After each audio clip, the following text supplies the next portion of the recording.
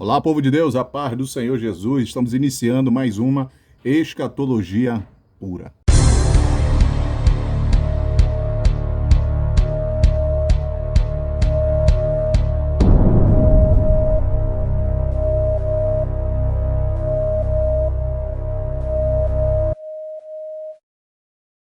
Bom, pessoal, o canal gira em volta da doutrina dos fins dos tempos e é óbvio que a gente tem que tratar de assuntos relacionados a esse departamento, né? Eu quero frisar mais uma vez aqui com os amados irmãos que gostam do departamento que trata sobre a área do arrebatamento, da saída da igreja da terra, não é isso? Do rapto da igreja da terra. Quero tratar mais uma vez de uma forma minuciosa. E vamos trabalhar em cima de um tema aí. O tema de hoje é: por que o arrebatamento será secreto? Por que o arrebatamento será secreto? Você sabia que tem pessoas que descredibilizam a nossa declaração de fé? Está na nossa declaração livro, a declaração de fé das Assembleias de Deus, de que o arrebatamento da igreja será secreto. Alguns defendem a ideia de que o arrebatamento será visível, né? Com base em alguns versículos da Bíblia, como Mateus, capítulo 24, versículo de número 30, que Jesus virá com poder e grande glória, e vereis o sinal do Filho do Homem, né? E Apocalipse, capítulo 1, verso de número 7, que ele virá com as nuvens, poder, grande glória, e todos aqueles que o transpassaram, todo olho verá, todo aquele que os transpassaram, verão o Senhor Jesus voltar de forma visível. Mas nós acreditamos que o arrebatamento para a igreja em si, ele será secreto. Então nós vamos trabalhar aqui, prometo que nós não vamos alongar o vídeo, entendeu? Mas nós vamos tratar aqui de pontos específicos, principalmente sobre essa área aí, se o arrebatamento é ou não é secreto. Então, para iniciar em cima desse tema, se o arrebatamento é secreto ou não, eu quero dizer duas coisas antes da gente aprofundar sobre a questão do arrebatamento. Você sabia que o arrebatamento é um evento consolador para a igreja? É um evento consolador para a igreja, tá? Porque Paulo escreve isso na sua primeira epístola aos de Tessalônicas, né? De Tessalônica, para a igreja que estava em Tessalônica, né? A igreja dos Tessalonicenses, melhor dizendo assim. No capítulo 4, a partir do verso de número 13, o 13, Paulo está consolando os irmãos através desta epístola, porque algumas pessoas tinham perdido seus entes queridos, né? O verso de número 14, Paulo fala sobre o estado intermediário e sobre a ressurreição daqueles que dormem em Cristo Jesus. No versículo de número 15, Paulo diz que, pela palavra do Senhor, os que ficarmos vivos, porque Paulo aguardava o arrebatamento, a igreja do primeiro século e do segundo século, aguardava o arrebatamento nos seus dias, tá? Mas não aconteceu o arrebatamento nos dias dele. Bom, e Paulo fala no versículo de número 15 que nós, os que ficarmos vivos, não precederemos os que dormem, os irmãos que morreram em Cristo Jesus, que foram embora já na nossa frente. E no verso 16 fala justamente sobre a saída da igreja, entendeu? Daqui da terra, a transformação do corpo, mas em 1 Coríntios capítulo de número 15, verso de número 52, Paulo trata sobre a transformação do corpo, que é uma das consequências do soar da última trombeta pelo arrebatamento, de uma forma mais aprofundada, entendeu? Para a gente entender melhor. Aí já no versículo de número 17, Paulo fala sobre a reunião da igreja nos ares, tá bom? Porque Jesus, quando vier, ele não vai pisar com os seus pés na terra. A primeira vez ele veio, desenvolveu o seu ministério público, andou com os discípulos durante 3 anos e meio do seu ministério, tá? Do seu ministério. E depois subiu, foi assunto aos céus. Bom, só que agora nessa segunda vinda de Jesus para a igreja, tá? Ele virá até as nuvens. Então a parada dele será nas nuvens. É diferente da sua segunda vinda, e a segunda vinda de Jesus, ela se divide em 2 fases.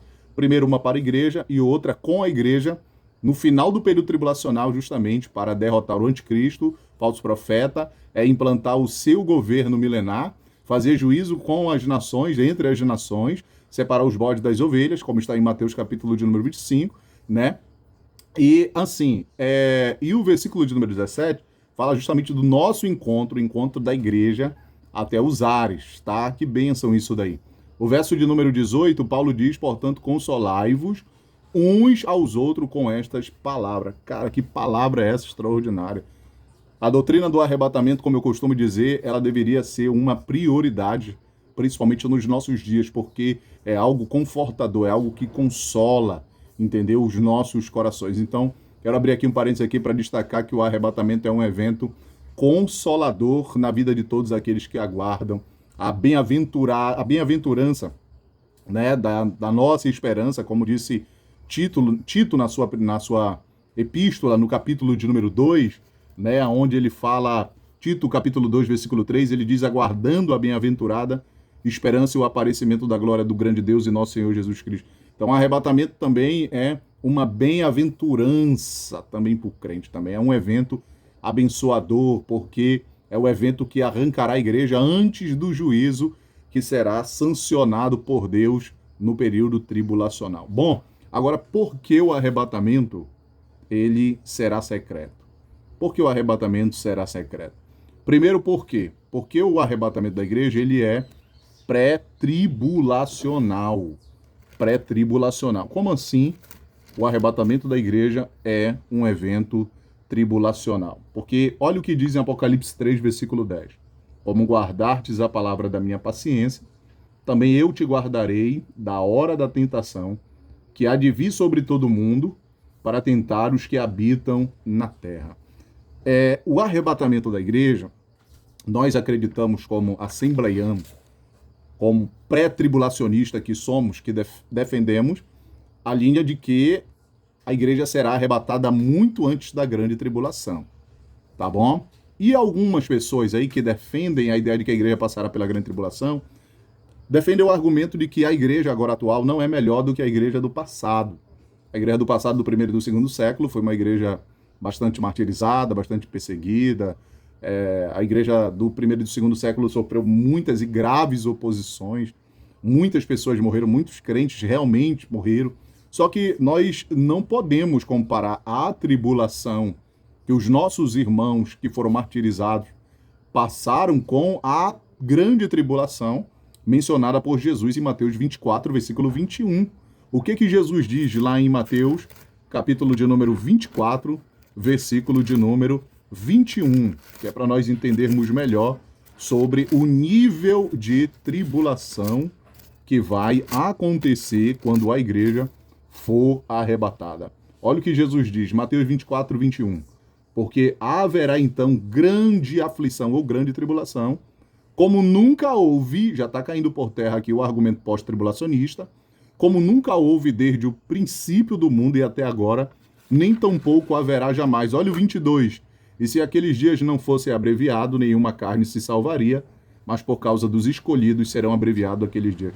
Então, o versículo 21, que mostra o argumento de Jesus, o ensinamento de Jesus, já lança por terra o ensinamento de homens, de doutores, de mestres. Eu estou falando aqui com todo respeito aos nossos irmãos mais estudiosos sobre o assunto, mas mesmo que a pessoa tenha um mestrado, doutorado, uma formação acadêmica nessa área escatológica, e ele afirme que a igreja passará pela grande tribulação por a igreja agora contemporânea atual não ser melhor do que a igreja do primeiro e do segundo século, é colocar esse tipo de ensinamento acima do ensinamento de Jesus. Porque Jesus está dizendo que nunca houve, desde o princípio do mundo, e também nunca haverá tal tribulação.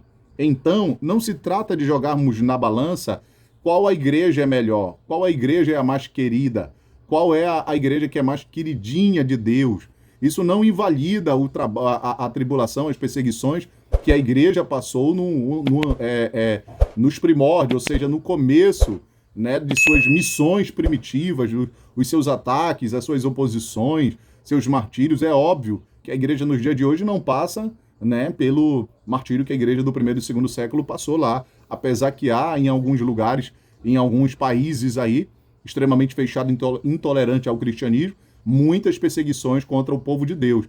Mas aqui não se trata de igualar ou de colocar na balança aqui. Então, por que o arrebatamento será pré-tribulacional? Porque nós acreditamos, com base em Apocalipse capítulo de número 3, versículo 10, que há uma promessa do próprio Senhor Jesus afirmando que a sua igreja, que é a igreja, esta é a promessa da igreja de Filadélfia, que nós defendemos, assim, fazemos uma comparação de que é a igreja do arrebatamento, a igreja missionária, né?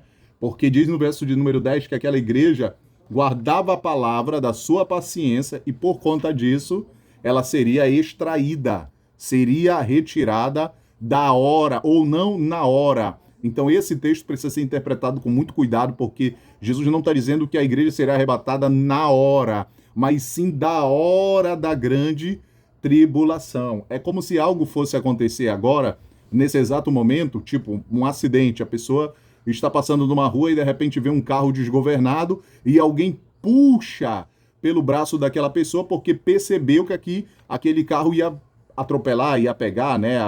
Aquela pessoa iria se acidentar, né? Vindo um carro desgovernado. Então uma pessoa puxa ela pela mão, ou seja, livrou ela da hora daquele acidente. Então a igreja será arrebatada antes do período tribulacional. E detalhe, ela será retirada de uma forma secreta, pessoal, de uma forma secreta. Às vezes eu gosto de ir também para o Antigo Testamento, porque lá é apresentado o Enoque, no capítulo de número 5, né? Andou Enoque com Deus e não se viu, né? Porque Deus o tomou para si. É interessante que no capítulo 5 ele sobe, é uma figura do arrebatamento, da igreja que anda com Deus, se relaciona com Deus. Por quê? Porque no versículo de número 6, Deus revelou o plano para quem? Para Noé. E no capítulo 7, o plano sai do papel, ou seja, o próprio Deus sancionou juízo através do dilúvio. O dilúvio é uma espécie de juízo sobre a terra. Mas muito antes de Deus sancionar o seu juízo contra a terra, ele extraiu quem? Ele tirou Enoque, que é uma figura justamente da igreja que será arrebatada. Agora, por que o arrebatamento será secreto? Já que eu mencionei Apocalipse 3:10, né, da igreja que guarda a palavra da perseverança, uma igreja missionária, entendeu? Porque nós acreditamos, querido, que esse evento aí, esse acontecimento do arrebatamento da igreja, diz respeito somente à igreja, tá? Porque será um acontecimento que diz respeito só à igreja, não diz respeito ao mundo lá de fora, tá? Em primeiro lugar, vale ressaltar, eu quero ressaltar uma coisa aqui muito importante. Realmente o mundo não espera, não aguarda o arrebatamento, tá bom? O mundo não tem o que apostatar, o mundo já é apostatar. Lógico que a igreja está atuando, está pregando, porque estamos debaixo de uma ordem, de Mateus 28, versículo de número 20, Marcos 16:15, temos que ir por todo mundo, pregar o evangelho, todo aquele que crê será batizado e salvo, quem não crê já está condenado. Mas Paulo fala lá em 2 Tessalonicenses, capítulo 3, verso 2, que a fé não é de todos, mas o mesmo Paulo, em Romanos 10:17, diz da seguinte forma, que é um texto evangelístico, que a fé vem pelo ouvir, o ouvir vem pela pregação do evangelho. O verso 14 diz, como é que crerão se não há quem pregue? Como é que conhecerão o Senhor se não há quem vá? Ali fala sobre a missão missionária, a posição missionária que a igreja deve adotar, justamente de pregar o evangelho e deixar com que o Espírito Santo se encarregue ou se responsabilize por convencer o coração do homem do pecado, da justiça e do juízo. Então, o mundo não tem o que apostatar, o mundo não aguarda o arrebatamento da igreja, e como é que eu provo biblicamente de que esse evento, o arrebatamento, diz respeito só à noiva de Cristo, ou seja, só à igreja de Cristo? Para isso nós temos que ir lá para Hebreus, capítulo de número 9, verso de número 28, olha o que diz aí. Hebreus 9, versículo de número 28. Assim também Cristo, oferecendo-se uma vez, para tirar os pecados de muitos, aparecerá segunda vez, sem pecado aos que o esperam, para a salvação. Então o versículo está dizendo que Jesus virá a segunda vez. E na nossa declaração de fé, o livro Declaração de Fé das Assembleias de Deus, mas biblicamente também falando, a volta de Jesus se divide em duas fases. Primeiro, para a igreja, de forma secreta, somente para a igreja.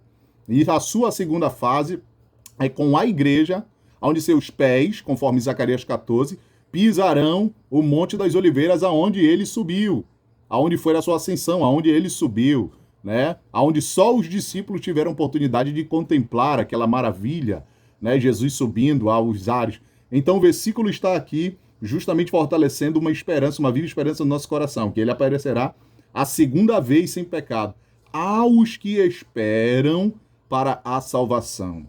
Quem é que está aguardando Jesus, que espera Jesus para a salvação? E a palavra aqui, salvação, não está relacionada no sentido da fé salvífica para a salvação, da onde você sai, tá bom? Das garras do príncipe da potestade do ar, das mãos do diabo, aonde Cristo se sacrificou para que você fosse salvo pela fé. Todo aquele que nele crê não pereça, mas tenha vida eterna. Mas essa salvação aqui, ela se aplica ao que vai acontecer, porque o arrebatamento é um evento de redenção, aonde a igreja será raptada, ou seja, resgatada, livrada, entendeu? Do que vai acontecer pós o seu desaparecimento. O que é que vai acontecer? Ou seja, o juízo de Deus mencionado em Apocalipse 6 até o versículo de número 19 é juízo de Deus sobre os gentios e sobre Israel. E justamente o próprio Jesus arrebatará a sua igreja, a sua eleita, salvando-a desse período catastrófico, atípico, que iniciará justamente dentro dos territórios de Israel, mas se englobará em todo o mundo, abrangerá todo o mundo. Então, Hebreus 9, versículo de número 28, é uma das bases de que o arrebatamento será secreto, porque somente a igreja está aguardando o retorno do nosso Senhor e Salvador Jesus Cristo. Olha o que diz lá em 1 Coríntios, capítulo de número 15, verso de número 20 e 23. 1 Coríntios, capítulo de número 15, verso de número 20 e 23. Olha o que diz. Vamos lá. Mas agora Cristo ressuscitou dos mortos e foi feito as primícias dos que dormem. Porque assim como a morte veio para um homem, também a ressurreição dos mortos veio para um homem, porque assim como todos morreram em Adão, assim também todos serão vivificados em Cristo. Mas cada um por sua ordem. Cristo, que foi ressuscitado, é o primeiro a ressuscitar, no meio dos nossos irmãos, as primícias, e depois os que são de Cristo na sua vinda. Então existe uma ordem aí, tá? Cristo foi a primícia dos irmãos, dos que dormem, que ressuscitou, e agora, no meio desta primícia aí, está justamente nos ensinamentos de Paulo, em 1 Tessalonicenses, capítulo de número 4, verso de número 14, aqueles que serão ressuscitados por ocasião do arrebatamento, ou seja, da vinda de Jesus, os que dormem em Cristo Jesus, tá bom? Uma outra base bíblica sobre por que o arrebatamento é secreto, por quê? Porque será no momento, num piscar de olhos, num abrir e piscar de olhos, como está em 1 Coríntios 15, versículo de número 52. Isso aqui é muito forte. Olha o que diz. No momento, no abrir e fechar de olhos, ante a última trombeta, porque a trombeta soará, os mortos ressuscitarão, incorruptível, e nós seremos transformados.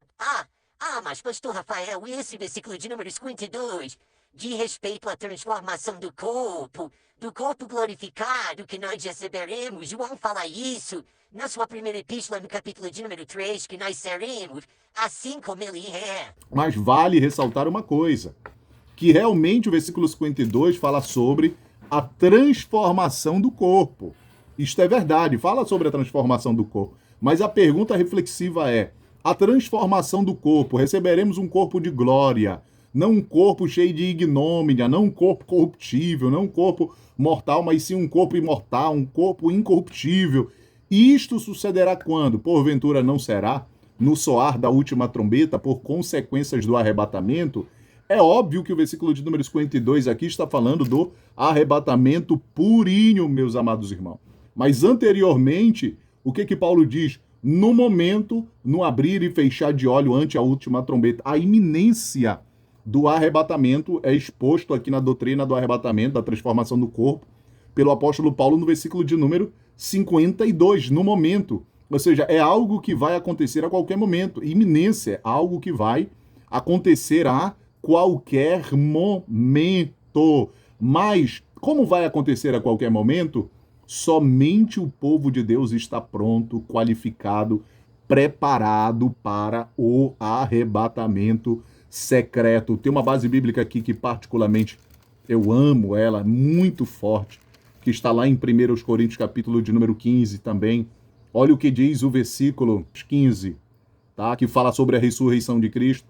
Olha o que fala o versículo de número 5, 15:5. E que foi visto por Cefas e depois pelos 12. Depois foi visto uma vez por mais de 500 irmãos, dos quais vive ainda a maior parte, mas alguns já dormem também. Depois foi visto por Tiago, depois por todos os apóstolos, e por derradeiro, ou seja, por último de todos, me apareceu também a mim como a um abortivo. Essa base bíblica aqui é a evidência, pessoal, de que o arrebatamento será secreto, porque Paulo está dando testemunho da ressurreição de Cristo e do que Cristo fez após ao ressuscitar. O Cristo de imediato não subiu até as moradas eternas, até o céu, para se assentar à destra de Deus Pai. Isso não aconteceu assim. O próprio apóstolo Paulo aqui, num dos seus ensinamentos aqui, sobre a ressurreição, o que ele está dizendo? Ele apareceu para quem? Para Pedro, apareceu para Tiago, seu irmão, e depois apareceu para mais de 500 irmãos, e por último, apareceu somente para quem? Para Paulo. Agora a pergunta reflexiva é: quem eram esses grupos de pessoas que foram privilegiados de terem a presença gloriosa de Jesus de forma visível e secreta? Quem é esse grupo aqui? Crentes ou não crentes? É óbvio que Jesus apareceu para os crentes, ou seja, para o seu povo. Esses 500 irmãos mencionados aqui por Paulo é povo de Deus. E detalhe, e esse grupo de pessoas aqui abrange toda a existência da igreja de todos os tempos e de todas as épocas. Lá em Atos, capítulo 1, verso de número... Atos, capítulo 1, verso de número... Deixa eu abrir a Bíblia aqui rapidinho para ter, como diz aí, para ter moral, para afirmar o que nós estamos afirmando. O versículo de número 3 de Atos 1 diz: os quais também, depois de ter padecido, se apresentou vivo, com muitas infalíveis provas, sendo visto por eles por espaço de 40 dias, e falando do que respeita ao reino de Deus. Por espaço de 40 dias, Jesus apareceu para quem? Para quem? Para o seu povo. Para o povo de Deus. E olha o versículo de número 6. Aqueles, pois, que se haviam reunido, perguntaram-lhe, dizendo: Senhor, restaurará tu neste tempo o reino a Israel? Aqueles que se haviam reunido. Quem se reuniu no Monte de Betânia, no Monte das Oliveiras, para justamente falarem com Jesus, ouvirem Jesus falar antes da sua subida, milagrosamente falando até os céus? Quem eram? Eram gentios ou era povo de Deus? Gentios ou crentes ali? Então, essas bases bíblicas, meus amados, afirmam de que são várias que tem. Afirmam de que o arrebatamento, sim, ele será secreto, primeiro porque ele será pré-tribulacional, Apocalipse 3:10, porque é um evento concernente que diz respeito apenas a Cristo e a sua igreja, e porque também será no momento, no abrir e pescar de olhos, e com base bíblica em 1 Coríntios 15, versículo de número 5 até o versículo de número 7 e 8, de que ele se apresentou com muitas provas, como diz aqui. Lucas, em Atos 1, versículo de número 3, provas infalíveis da sua existência, ou seja, da sua ressurreição. Apareceu somente ao seu povo, somente aos irmãos, somente aqueles que representam a igreja de todos os tempos e de todas as épocas, tá? Então nós acreditamos que o arrebatamento da igreja, sim, é um evento secreto, exclusivo, abençoador, iminente, e que os privilegiados é apenas o povo de Deus. Que maravilha, pessoal. Que bênção essa daí. O arrebatamento da igreja vai acontecer. E se você chegou até o final desse vídeo, que Deus te abençoe em Cristo Jesus.